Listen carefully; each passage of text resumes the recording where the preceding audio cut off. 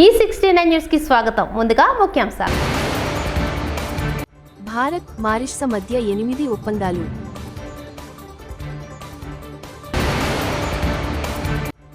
రెండు విద్యుత్ సంస్కరణలు తీసుకొచ్చింది టీడీపీ నేత చంద్రబాబు. 3 డీలిమిటేషన్ పై పోరు. సీఎం రేవంత్ ను కలిసిన డీఎంకే నేతలు.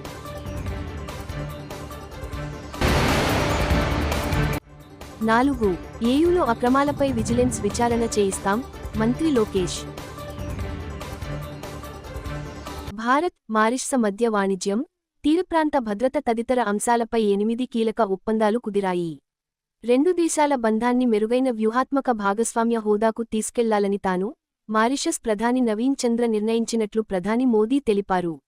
మారిషస్ జాతీయ దినోత్సవ వేడుకలకు మోదీ ముఖ్య అతిథిగా హాజరయ్యారు. ఈ వేడుకల్లో ఐఎన్ఎస్ ఇన్ఫాల్ ప్రత్యేక ఆకర్షణగా నిలిచింది. నియోజకవర్గాల పునర్విభజన, డీలిమిటేషన్ తో వాటిల్లే నష్టాలపై చర్చించేందుకు ఉద్దేశించిన సమావేశానికి రావాలని తెలంగాణ ముఖ్యమంత్రి రేవంత్ రెడ్డిని తమిళనాడు సీఎం స్టాలిన్ ఆహ్వానించారు. ఈ మేరకు ఢిల్లీలో రేవంత్ రెడ్డిని తమిళనాడు మంత్రి టీకే నెహ్రూ సహా పలువురు ఎంపీలు కలిశారు. ఈ నెల 22న స్టాలిన్ ఏర్పాటు చేసిన సమావేశానికి హాజరుకావాలని కోరారు. తమిళనాడు ముఖ్యమంత్రి స్టాలిన్ గారు భారతీయ జనతా పార్టీ కేంద్ర ప్రభుత్వం జాతీయ స్థాయిలో పార్లమెంట్ నియోజకవర్గాల పునర్విభజన పేరుతో దక్షిణాది రాష్ట్రాల మీద పన్నుతున్న కుట్రను తిప్పికొట్టడానికి ఈ నెల 22 తారీఖు నాడు చెన్నైలో సమావేశాన్ని ఏర్పాటు చేయడం జరిగింది. ఆ సమావేశానికి సంబంధించి తెలంగాణ రాష్ట్ర ముఖ్యమంత్రిగా నన్ను ఆహ్వానించడానికి ఈరోజు తమిళనాడు మంత్రివర్గ సభ్యులు నెహ్రూ గారు, పార్లమెంట్ సభ్యులు కన్మోజీ గారు, మాజీ కేంద్ర మంత్రివర్యులు ఏ రాజా గారు, ఇతర మంత్రులు, రాష్ట్ర స్థాయి నాయకులను ఒక బృందంగా ఈరోజు ఆహ్వానించడానికి పంపించడం జరిగింది. 22 తారీఖు నాడు దేశ స్థాయిలో పార్లమెంట్ నియోజకవర్గాల పునర్విభజన మీద ఒక సమావేశాన్ని ఏర్పాటు చేసి దానికి రమ్మన్నారు. ఆ సమావేశంలో దక్షిణాది రాష్ట్రాలకు జరుగుతున్న నష్టం మీద చర్చించి భవిష్యత్ కార్యాచరణ నిర్ణయించడానికి వారు ఆహ్వానించారు. తప్పకుండా కాంగ్రెస్ పార్టీ ఏఐసిసి నాయకత్వంతో మాట్లాడి ఈ సమావేశానికి హాజరయ్యి దక్షిణాది రాష్ట్రాల మీద కేంద్ర ప్రభుత్వం పన్నుతున్న కుట్రను తిప్పికొట్టడానికి అవసరమైన కార్యాచరణను మేము చేపట్టడం జరుగుతుంది. ఈ సమావేశానికి పార్టీ అనుమతి తీసుకున్న తర్వాత హాజరయ్యి ఈ సమావేశంలో దక్షిణాది రాష్ట్రాలకు జరుగుతున్న నష్టం మీద చర్చించి నిర్ణయాలు తీసుకోవడం జరుగుతుంది. ఆంధ్రప్రదేశ్లోని వర్సిటీల్లో తప్పు చేయాలంటేనే భయపడేలా కూటమి ప్రభుత్వం చర్యలు ఉంటాయని మంత్రి నారా లోకేష్ అన్నారు. ఆంధ్రా యూనివర్సిటీ అక్రమాలపై అసెంబ్లీ ప్రశ్నోత్తరాల్లో చర్చ జరిగింది. వైకాపా ప్రభుత్వ హయాంలో అనేక అక్రమాలు జరిగాయని తెదేపా, భాజపా, జనసేన ఎమ్మెల్యేలు సభ దృష్టికి తీసుకొచ్చారు.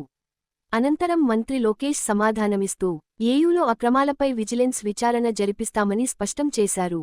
ఇన్ఛార్జ్ వీసీ ఇప్పటికే విచారణకు ఆదేశించారన్నారు.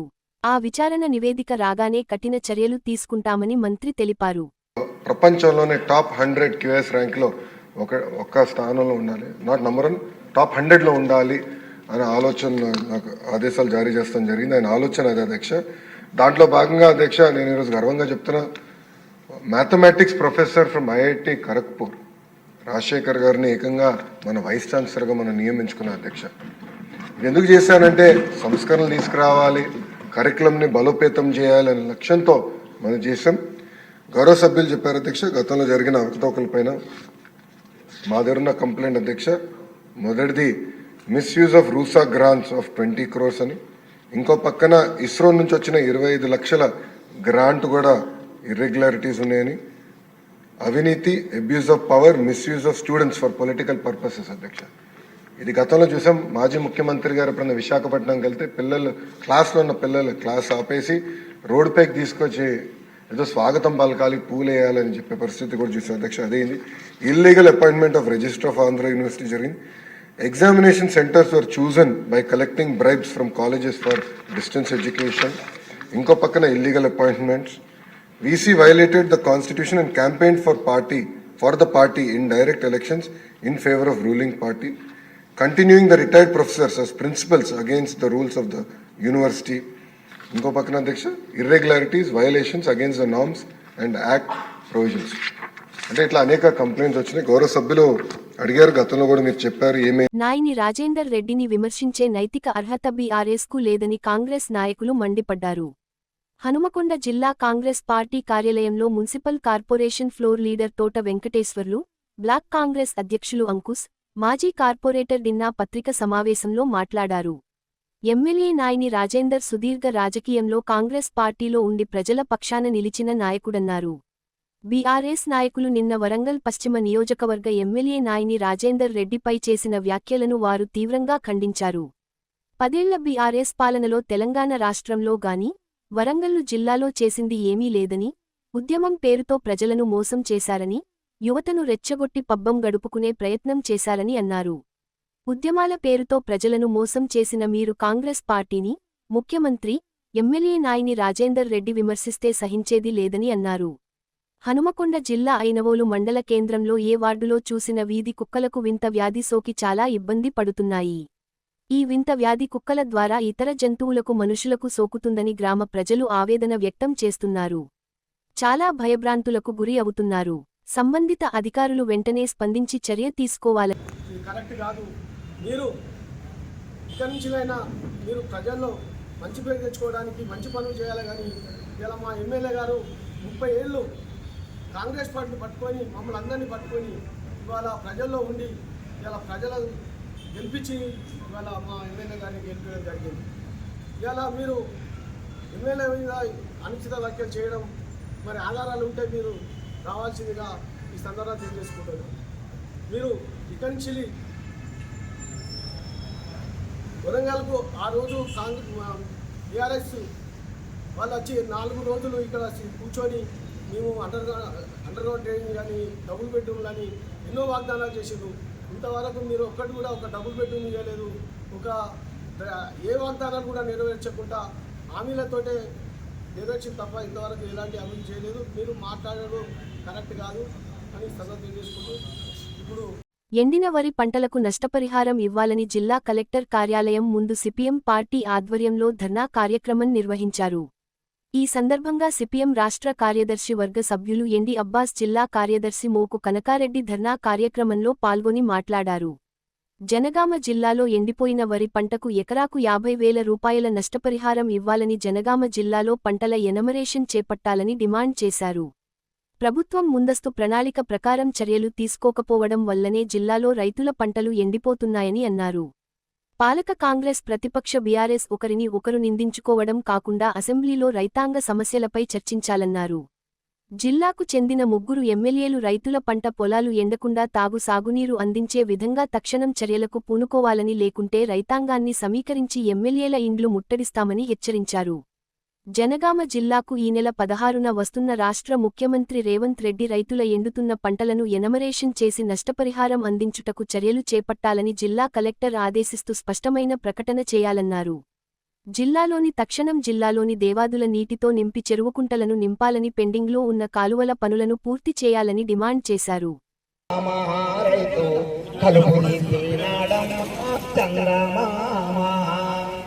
నాట్లు వేసినాడమ్మా చందమామ రైతు, కలుపు తీసినాడమ్మా చందమామ రైతు, కలుపు తీసినాడమ్మా చందమామ రైతు, పొట్టుకొచ్చిన పంట చేను చందమామ రైతు, నీరు పెట్టినాడమ్మా చందమామ రైతు, నీరు పెట్టినాడమ్మా చందమామ రైతు, పొట్టుకొచ్చిన పంట చేనుకు చందమామ రైతు, నీరు పెట్టినాడమ్మా చందమామ రైతు, నీరు పెట్టినాడమ్మా చందమామ రైతు, నారు పోసినాడమ్మా చందమామ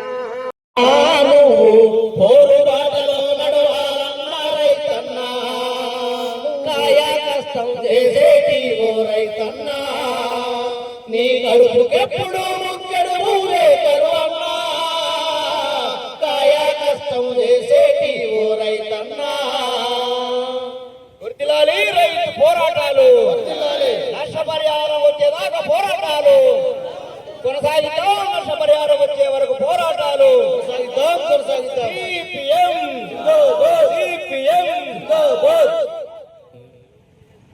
అన్నా లేరా రైతన్నా రారా అన్నా అన్నా లేరా రైత కష్టపాడే రైత కళ్ళు తెరువు రైత కష్టపాడే రైత కళ్ళు తెరివి రైత కానీ బాధలు వచ్చేవో రైతు రాజా కానీ బాధలు వచ్చేవో రైతు రాజా కరువు కాలం వచ్చేవో రైతు రాజా కరువు కాలం వచ్చేవో రైతు రాజా కళ్ళు తెరిసినావు ఎక్కువ దూసినావు కళ్ళు తెరిసినాము తీసినాము కళ్ళు తెరిసి మనము ఎర్ర జెండాలెత్తి కళ్ళు తెరిసి మనము ఎర్ర జెండాలెత్తి ఎర్ర జెండాలెత్తి ఎర్ర దండును గట్టి ఎర్ర జెండాలెత్తి ఎర్ర దండును గట్టి ఎర్ర జెండాలెత్తి ఎర్ర దండును గట్టి ఎర్ర జెండాలెత్తి ఎర్ర దండును గట్టి రైతు దండును గట్టి ఓ రైతు రాజా రైతు దండును గట్టి ఓ రైతు రాజా రణం చేద్దాం రావోయ్ ఓ రైతు రాజా రణం చేద్దాం రావోయ్ ఓ రైతు రాజా రైతు దండును గట్టి ఓ రైతు రాజా రైతు దండును గట్టి ఓ రైతు రాజా రణం చేద్దాం రావో ఓ రైతు రాజా రణం చేద్దాం రావో ఓ రైతు రాజా ఎర్ర జెండాలెత్తి ఓ రైతు రాజా ఎర్ర జెండాలెత్తి ఓ రైతు రాజా రణం చేద్దాం రావో ఓ రైతు రాజా రణం చేద్దాం రావో ఓ రైతు రాజా ఒక్కొక్క ఎకరం 50,000 నష్టం ఒక్కొక్క ఎకరం 50,000 నష్టం ఒక్కొక్క ఎకరం 50,000 నష్టం ఒక్కొక్క ఎకరం 50,000 నష్టం 50,000 నష్టం ఓ రైతు రాజా 50,000 నష్టం ఓ రైతు రాజా పరిహారం అడుగు ఓ రైతు రాజా పరిహారం అడుగు ఓ రైతు రాజా 50,000 నష్టం ఓ రైతు రాజా 50,000 నష్టం ఓ రైతు రాజా నష్ట పరిహారాన్ని ఓ రైతు రాజా నష్ట పరిహారాన్ని ఓ రైతు రాజా అడుగుదాము మనము ఓ రైతు రాజా అడుగుదాము మనము ఓ రైతు రాజా పొరు చేద్దాం రావో ఓ రైతు రాజా. మన జనగామ జిల్లాలో రైతాంగము పంట పొలాలకు నీళ్లందక వేసినటువంటి వరి మొక్కజొన్న అలాగే వివిధ రకాలైనటువంటి పంటలు ఎండిపోయి అప్పుల పాలవుతున్నటువంటి పరిస్థితి ఏర్పడింది. ఇది రాష్ట్ర ప్రభుత్వం యొక్క నిర్లక్ష్య వైఖరి, ముందు చూపు లేని తనం వల్లనే ఈరోజు రైతాంగం చాలా తీవ్రమైనటువంటి సంక్షోభాన్ని ఎదుర్కొంటా ఉంది. దీన్ని సిపిఎం పార్టీ తీవ్రంగా ఖండిస్తూ ఉంది. జనగామ జిల్లా రైతులని వెంటనే ఆదుకోవాలని, ఎక్కడెక్కడైతే ఇప్పటికింకా మిగిలినటువంటి పంటలకి నీళ్లు అందజేయాలని చెప్పి ఎండిపోయినటువంటి పంటలకు సంబంధించినటువంటి వివరాలన్నీ సేకరించి ప్రతి ఎకరాకి 50,000 రూపాయల నష్టపరిహారం చెల్లించాలని చెప్పి సిపిఎం పార్టీ డిమాండ్ చేస్తూ ఉంది. అసెంబ్లీ సమావేశాలు జరుగుతూ ఉన్నాయి. ఇవి బడ్జెట్ సమావేశాలు అని చెప్పి ప్రభుత్వం చెప్తా ఉంది. నిన్ననే రాష్ట్ర గవర్నర్ జిష్ణుదేవ్ వర్మ అసెంబ్లీలో ప్రసంగం చేశారు. తమ రాష్ట్ర ప్రభుత్వము మొత్తం రైతాంగానికి చాలా గొప్పగా సేవలు చేస్తున్నట్టుగా, వ్యవసాయానికి పెద్దపీట వేస్తున్నట్టుగా, అలాగే రాష్ట్రంలో వ్యవసాయం అంతా సుభిక్షంగా ఉన్నట్టుగా రాష్ట్రపతి మన యొక్క గవర్నర్ గారి ప్రసంగం ఉంది. అంటే ఈ రాష్ట్రంలో ఒకవైపు పంటలన్నీ ఎండిపోయి నీళ్ళందక పంట పొలాల దగ్గర అల్లాడుతున్నటువంటి రైతులు ఈ రాష్ట్ర ప్రజల దగ్గర మనకు కనిపిస్తా ఉంటే రాష్ట్ర ప్రభుత్వానికి మాత్రం కనిపించడం లేదు. ఇది అత్యంత దుర్మార్గం. ఓన్లీ మన తెలంగాణ జిల్లానే కాదు, మహబాద్ లో చూశాము, అలాగే నిజామాబాద్ లో చూశాము, కామారెడ్డిలో చూశాము, సిద్దిపేటలో చూశాము. అంటే ప్రతి జిల్లాలో ఎక్కడ చూసినా రైతాంగము దాదాపుగా వేసినటువంటి పంటలన్నీ నీళ్ళందక ఎండిపోతున్నటువంటి దుస్థితి ఈ రోజు ఉంది. మరి దీనికి ఎవరు బాధ్యత వహిస్తారు? ఈ రాష్ట్ర ప్రభుత్వం దీని గురించి పట్టించుకోకుండా ఈ నీటి సౌకర్యాన్ని కల్పించడంలో పదే వైఫల్యం చెందుతా ఉంటే ఈ ప్రభుత్వానికి అసలు రైతుల పట్ల చిత్తశుద్ధి ఉందా అని చెప్పేసి అడుగుతా ఉన్నాము. మీరు రైతుల గురించి మాటలు చెప్తా ఉంటారు, రైతే రాజంటారు, రైతు దేశానికి వెన్నుముక్క అంటారు, అన్నదాత చాలా గొప్పోడు, ఆయన తినకున్నా మనకి అన్నం పెడతా ఉన్నాడని చెప్పేసి మీరు కథలు చెప్తా ఉంటారు, ప్రచారం చేస్తా ఉంటారు. ఇవన్నీ వట్టి మాటలు. ఇప్పటికే మన మోడీ గారి కేంద్రంలో అధికారంలోకి వచ్చిన తర్వాత దాదాపుగా 1,00,000 మంది రైతులు ఆత్మహత్యలు చేసుకున్నారు. అంతేకాదు దాదాపు 1,20,00,000 మంది రైతులు వ్యవసాయాన్ని వదిలిపెట్టి పారిపోతున్నటువంటి పరిస్థితి ఉంది. వ్యవసాయం అనేటువంటిది చేయకుండా ఈ పాలకులే చేస్తా ఉన్నారు. అలాగే ఈ పాలకులు రైతులకి నీటి సౌకర్యము, విత్తనాల సౌకర్యము, అలాగే సాగునీటి పరికరాలకు సంబంధించినటువంటి అనేక రకాలైనటువంటి సబ్సిడీలు ఇచ్చి వాళ్ళను అభివృద్ధి చేయాల్సినటువంటి బాధ్యతను విస్మరించారు. నీటి ప్రాజెక్టుల గురించి మనం పదే చెప్తూ వస్తా ఉన్నాము. తెలంగాణ అనేది చాలా పెద్ద ఎత్తున అటు గోదావరి నది, ఇటు కృష్ణా నది, 2 నదులు ప్రవహించేటువంటి మధ్యలో ఉంది. ఇక్కడ నీటి కొరత ఎందుకు ఉంటా ఉంది? ఇక్కడ ప్రాజెక్టులు కట్టడంలో ఎందుకు మీరు వైఫల్యం చెందుతా ఉన్నారు? కట్టినటువంటి ప్రాజెక్టులకు సంబంధించినటువంటి నీళ్లు ఏవైతే రిజర్వాయర్లు నింపి వాటి ద్వారా చెరువులు, కుంటలు నింపి ఆ రకంగా రైతులకి న్యాయం చేయడంలో ఎందుకు మీరు నిర్లక్ష్యం వహిస్తా ఉన్నారని చెప్పేసి అడుగుతా ఉన్నాం. ఇప్పటికీ కేఆర్ఎంబికి సంబంధించినటువంటిది కానీ, అలాగే గోదావరి రివర్ బోర్డుకు సంబంధించినటువంటి కానీ ఈ అథారిటీస్ ఈ రోజు కేంద్ర ప్రభుత్వం తన చేతిలో పెట్టుకుంది. ఇక్కడ ప్రాజెక్టులు నిర్మించడానికి సంబంధించినటువంటి కానీ, నీటి పంపిణీకి సంబంధించినటువంటి దాంట్లో కూడా బీజేపీ ప్రభుత్వం తెలంగాణకు తీవ్రమైనటువంటి అన్యాయం చేస్తా ఉంది. నీటి కేటాయింపులలో ఇక్కడ జరుగుతున్నటువంటి అన్యాయంతో పాటు వచ్చినటువంటి నీటిని కూడా పంపిణీ చేయడంలో ఇక్కడ రాష్ట్ర ప్రభుత్వం పూర్తిగా వైఫల్యం చెందుతా ఉంది. అందువల్లనే ఈ రోజు రైతాంగం ఆత్మహత్య చేసుకోవాల్సినటువంటి పరిస్థితి ఏర్పడ్డది. మీరు ఈ రోజు గోదావరికి సంబంధించినటువంటి దేవాదుల ఎత్తిపోతల పథకానికి సంబంధించి వస్తున్నటువంటి ఇక్కడ మన తెలంగాణలో ముఖ్యంగా ఈ జనగామ జిల్లాలో ఒక 9 రిజర్వాయర్లు నిర్మాణానికి సంబంధించినటువంటి ఉంది. మరి ఈ రిజర్వాయర్లు ఎందుకు నింపట్లేదు అని చెప్పేసి ఇక్కడ ఉన్నటువంటి ఎమ్మెల్యేలను కానీ, నీటిపారుదల శాఖ మంత్రిని కానీ అడుగుతా ఉన్నాము. మీరు ఈ రిజర్వాయర్లు నింపడానికి మిమ్మల్ని ఎవరు అడ్డుకుంటా ఉన్నారు? ఎందుకోసం ఈ రిజర్వాయర్లు నింపట్లేదు అని చెప్పేసి అడుగుతా ఉన్నాము. అలాగే రిజర్వాయర్లకు సంబంధించినటువంటి కాలువలు తవ్వట్లేదు, తవ్వినటువంటి కాలువలకి నీళ్లు వదలడం లేదు, అలాగే చెర్లల్లో నీళ్లు నింపడం లేదు. దీని వల్లనే మొత్తము భూగర్భ జలాలు అడుగంటిపోతా ఉన్నాయి. భూగర్భ జలాలు అడుగంటిపోయి రైతుల బోర్లు ఎండిపోతా ఉన్నాయి. కనీసం బోర్ల ద్వారానన్నా మేము పంటను సాగు చేసుకుంటామని చెప్పేసి అంటే బోర్ల నుండి నీళ్లు రావట్లేదు, కానీ రైతుల కళ్ళ నుండి నీళ్లు వస్తా ఉన్నాయి. వాళ్ళు ఏడుస్తా ఉన్నారు. అన్నమో రామచంద్ర అని చెప్పేసి అనుమతిస్తా ఉన్నారు. ఏం చేస్తా ఉంది ఈ ప్రభుత్వం అని చెప్పేసి అడుగుతా ఉన్నాం. ఒక్కొక్క రైతు ఒక్కొక్క ఎకరాకి దాదాపు 30-40 వేల రూపాయలు ఖర్చు చేశాడు.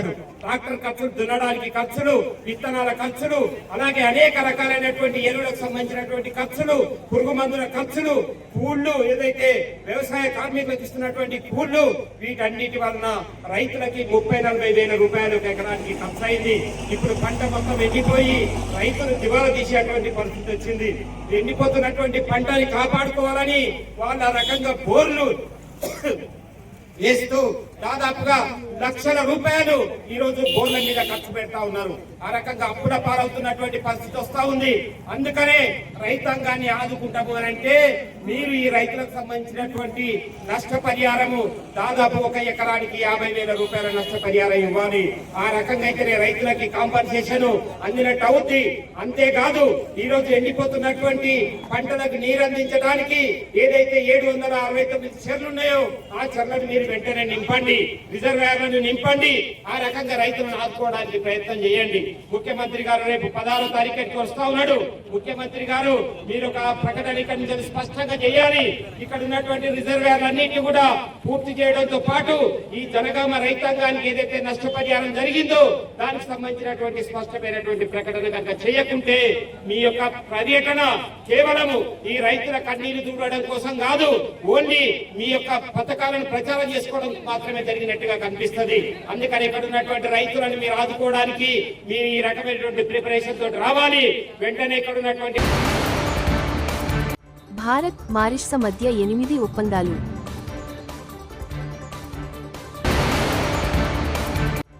రెండు విద్యుత్ సంస్కరణలు తీసుకొచ్చింది టీడీపీ నేత చంద్రబాబు.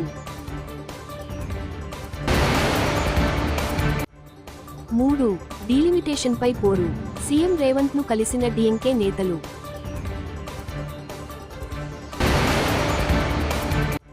4 ఏయూలో అక్రమాలపై విజిలెన్స్ విచారణ చేయిస్తాం, మంత్రి లోకేష్. ఈ 69 న్యూస్ ఇంతటితో సమాప్తం. చూస్తూనే ఉండండి ఈ 69 న్యూస్.